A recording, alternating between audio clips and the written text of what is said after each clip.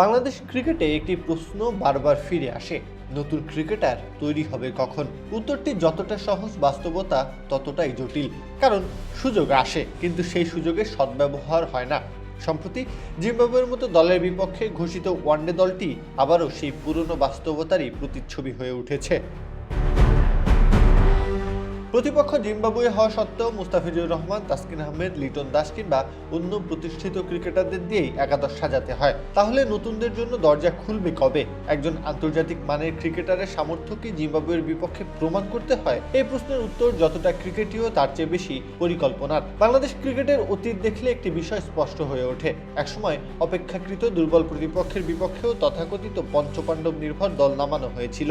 ফলাফল, কয়েকজন কিংবদন্তি ক্রিকেটার তৈরি হলেও তাদের বিকল্প গড়ে ওঠেনি। সেই শূন্যতার মূল্য এখনও দিচ্ছে বাংলাদেশ। নতুন নির্বাচক কমিটির কাছে তাই প্রত্যাশা ছিল অন্তত এমন সিরিজে তারা সাহসী সিদ্ধান্ত নেবে।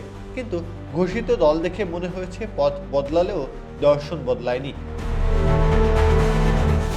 মুস্তাফিজ ও তাসকিনকে এই সিরিজে বিশ্রাম দেওয়া যেত অনায়াসে। সামনে দীর্ঘ আন্তর্জাতিক সূচি থাকায় তাদের শারীরিক ও মানসিক সতেজতা ধরে রাখাও সমান গুরুত্বপূর্ণ। সেই জায়গায় প্রিমিয়ার লিগে ধারাবাহিক পারফর্ম করা মৃত্যুঞ্জয় চৌধুরীর মতো একজন পেসার সুযোগ পেতে পারতেন। ইংল্যান্ডে আয়ারল্যান্ড সিরিজে সুযোগ পাওয়ার পর তাকে আর বিবেচনায় না রাখা নির্বাচকদের পরিকল্পনাকেই প্রশ্নবিদ্ধ করেছে। একইভাবে মোহাম্মদ সাইফুদ্দিনকেও পুনর্মূল্যায়নের সুযোগ চাইলেই দেওয়া যেত। নতুনদের পরীক্ষার জন্য এর চেয়ে নিরাপদ মঞ্চ আর কি হতে পারে? ব্যাটিং বিভাগেও একই প্রশ্ন উঠে আসছে।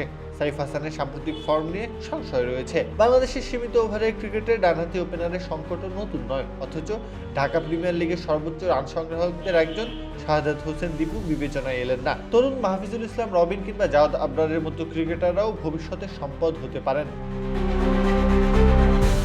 অথচ আন্তর্জাতিক ক্রিকেটে বড় মঞ্চ জয় করার ইতিহাসও তো তরুণদের হাত ধরেই লেখা হয়েছে।